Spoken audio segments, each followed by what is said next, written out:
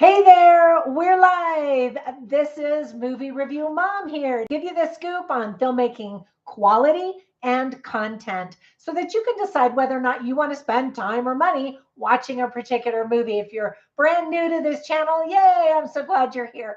And if you're a returning subscriber, yay, thank you so much for coming back. I really appreciate it. Subscribe, you know the drill. Like, comment down below, all of that. So today, the movie I'm reviewing is called Audrey's Children. The film is in honor of Women's History Month and the late Dr. Evans' 100th birthday. This is an inspirational movie that opens in theaters this Friday on March 28th. 2025. The film is rated PG. It's an hour and 50 minutes long. And my overall movie review mom grade is a B plus. I thought it was really good. So the sponsor of today's movie, well, I shouldn't say sponsor, it's the featured product that I often like to promote. Although I'm not getting any money for it, and it's not a product. Basically, it's just my suggestion to please consider donating to the Ronald McDonald House Charities. You can learn more about them at rmhc.org. Now, they're mentioned in this movie, and I want to give them a little shout out as well. They do some incredible work, and we learn about that and how that developed really in the film, which is awesome. But they also do something that you don't know about in the movie, and that is they award scholarships to high school students who are getting ready to graduate and move on to college. And they choose students who are very involved in the community, doing service and giving back and trying to spread light and goodness in the world. And one of my sons actually won their scholarship 2 years in a row, because you can get it as a senior in high school. And if you continue doing service, you can get it again your first year as a freshman in college. And so he did. And we were so grateful. They fed us McDonald's food and did a whole ceremony. And it wasn't like he was the only kid. They give away a ton of awards. That was just in my city alone. So I have just the big warmest spot in my heart for Ronald McDonald House Charities. So thank you for them. And on to the movie. So I'm going to give you an overview in a nutshell, and then I'll point out things that I liked, things I didn't like. I'll offer tips for parents, themes worth talking about, funny lines, interesting lines, and then we'll finish up with recommendations for other films that are sort of similar that you might also really like. Okay, so in a nutshell, this dramatic film, as I mentioned, is based on the untold true story of Dr. Audrey Evans, a true trailblazing physician whose groundbreaking work, starting in the 1970s, continues to save millions of lives today. Battling sexism, medical conventions, and the subterfuge of her peers, Dr. Evans developed the very first neuroblastoma staging system, and which is kind of surprising that that didn't exist before then. But anyway, she also co-founded the very first Ronald McDonald House for families of cancer patients. The biopic, or some people call it a biopic, but the biopic was directed by Ami Kanan Man. Hopefully I pronounced that name correctly. Writing credits go to Julia Fisher Farbman. Oh, I said her name weird too. Farbman. Already the film has been nominated and won several film festival awards and deserved every one of them. Tips for parents. First of all, although there are children in the film, kids will be a little bit bored, I think, with all of the scientific, medical jargon and adult conversations. There is talk of death and cancer in very sick children. We see doctors injecting mice with various serums. So some of the themes that are illustrated very well are cancer, hope, science, children, knowledge, determination, parenting, and experimentation. So here's the long list of things that I really liked about this film. First of all, Natalie Dormer does a great job as a medical trailblazer. We see old footage of interviews with cancer experts from decades ago. Flashbacks provide us some insights into Audrey's motivations and her history. She's a fierce woman, but has such a soft heart for these children. And that really comes through in the film. The set designs immediately and effectively take us back into the 1960s and 1970s. I loved learning about the origins of the famous Ronald McDonald House Charity. And as I mentioned, they just do incredible work for families. At the end of the movie, we learn that more than 685 Ronald McDonald House Charities programs exist in over 16, scratch that, 60 countries, and have served tens of millions of children and their families. All right. And then, as I mentioned, as if that weren't enough, they also support high school students with these college scholarships. It's also really great to learn about women who made significant contributions in the world, and specifically in STEM type of subjects: science, technology, medicine, electronics, all of the sciencey type of stuff. I thought it was really sweet that Dr. Evans insisted that the doctors who were going to test mice be respectful and kind to them, reminding the doctors to thank the mice for giving such service to the greater good. And that was a sweet moment in the movie. Dr. Evans is seen being extraordinarily sweet to the sick children. Those scenes are the most heartwarming for sure. Keep watching during the final rolling credits to learn what happened next and to see photos of the real people who were portrayed in the movie. I love that when biopics do that at the end of the film. We also get to hear the real voice of Dr. Evans in a video clip. I mean, we see her face moving. I mean, the whole thing, it's a video clip. She shares a message to the audience before she passed just recently in 2022. And it was very, very touching. And it's really sad that she wasn't around to watch the final movie, but she knew it was being made and she had her opportunity to share her final thoughts. And I love that that was included. Now, really, there were only a few things that I didn't like or just thought could have been done better or differently. For example, the screenplay falls into conventional biopic or biopic tropes.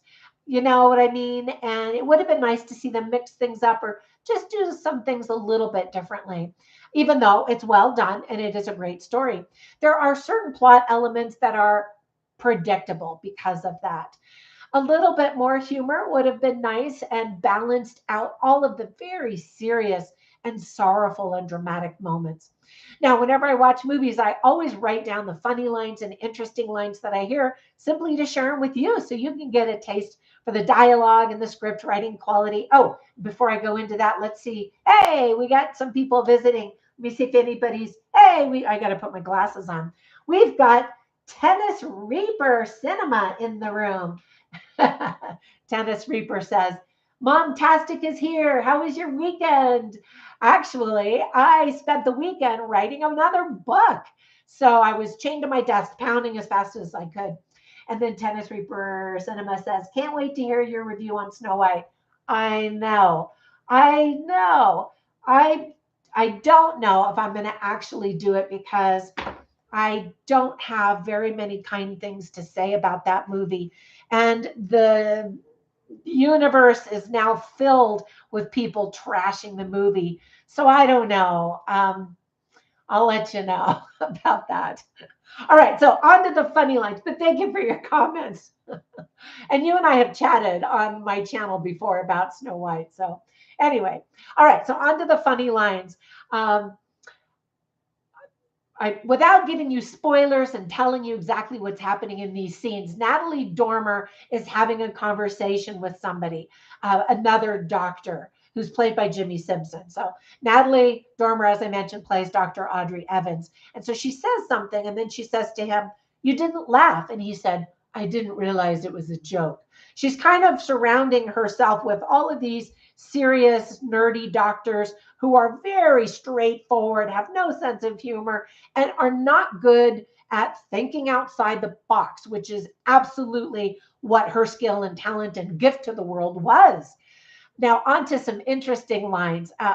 Dr. Audrey Evans says at one point, it's something you always think happens to someone else and not you, as she's talking about these children who are developing cancer. You know, like other people get cancer, not your loved ones. And she was very aware of that unique predicament and her desire to help with that. both with the children, and she learned with the parents that the parents had needs that were not being met during this whole process. And then, so she's arguing with the doctor about, we need to try this or we need to try that. And he's like, well, that, that could kill the child. And then she says, and if we do nothing, the child likely dies. And that was kind of her comeback when the doctors would say, oh, it's never been done before, stuff like that. And I love that she was willing to try. She says, it's a big world. No, somebody else says, sorry, she says, it's a big world out there. And then a mom who is strapped trying to pay off all these medical bills says, but who gets to see it? And then Dr. Evans wisely says, anyone who wants to. And then the mother says, I don't think it's as easy as that. And then the doctor says, I didn't say it was easy.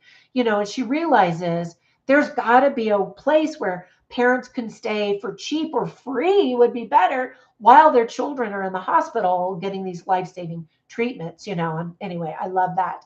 And then the same mom says to her at another point, for what it's worth, I think you would have made a great mom, because she never did have children of her own. Her children were Audrey's children, were these children in the hospital. And then, I won't tell you all of them. I'll finish with this one. She says, we have the opportunity to do something extraordinary to change the course of a deadly disease. And that's exactly what she did. Okay, actually, here's another good line. Let's see. No, I see. I'll say this one. Okay, I know I said I was only going to say one more. So she's with this child, and they're outside. They go outside and look at the sky on top of the roof on the hospital. And the little child says, why is the sky pink? And then she kind of takes a breath and she says, God took a paintbrush and made it extra pretty because he knew you were coming to see it. Now, some parents may say, oh, that's terrible. She's pushing religion on this child.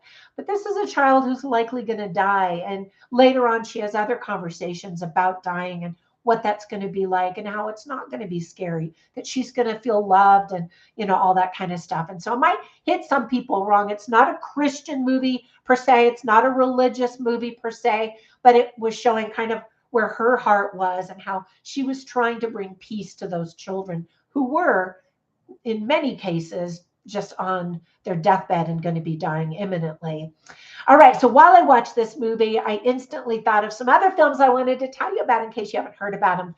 The first one is also a movie by Angel Studios, and they are putting out so many incredible true stories and inspirational movies.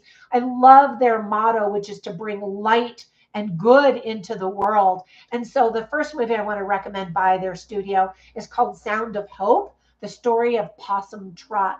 And it's so good. Another medical story. The first one isn't medical, but this next one is called Sight. And by the way, all of these involve women playing a very large role in making changes. Sight is about a medical doctor, a male doctor. Also a true story. So touching, made me cry. And then a gorgeous film that Angel Studios put out that I thought absolutely should have at least been nominated for an Academy Award is Cabrini.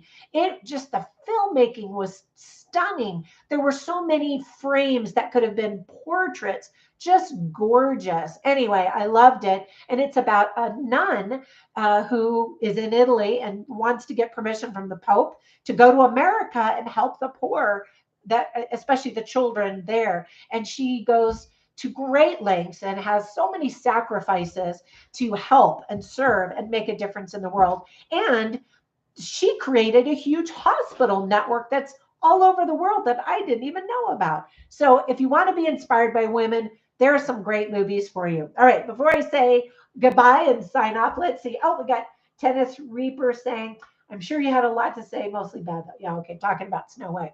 And do you like movies that are based on true stories like The Last Breath and The Sound of Hope? Yes, absolutely. Sound of Hope, by the way, is also Angel Studios. Now, that one is a tricky one to watch because, it's about the kidnapping and sex trafficking. And the whole time I watched, I was like, oh, it just makes me want to vomit. The things that were happening in real life. It is a true story. It's a collection of true stories, and um, the founding of Operation Underground Railroad, which is an organization that does incredible work to rescue children that have been bought and sold into the sex trade. Anyway, and then the other one that you said was Last Breath. Yes, I just reviewed that one. Also a true story. I love fiction, don't get me wrong, but it seems like a movie is even better when it's amazing and it's true. So yes, I do love true stories. All right, that's it. I don't want this video to be, 30 minutes long, but I get so excited and have so many things I want to say. So thank you so much, Tennis Reaper Cinema. And by the way, check out that YouTube channel to see those reviews over there. Have a fantastic night. You can visit me on social. I'm everywhere all over. And I will catch you in the next one. Bye for now.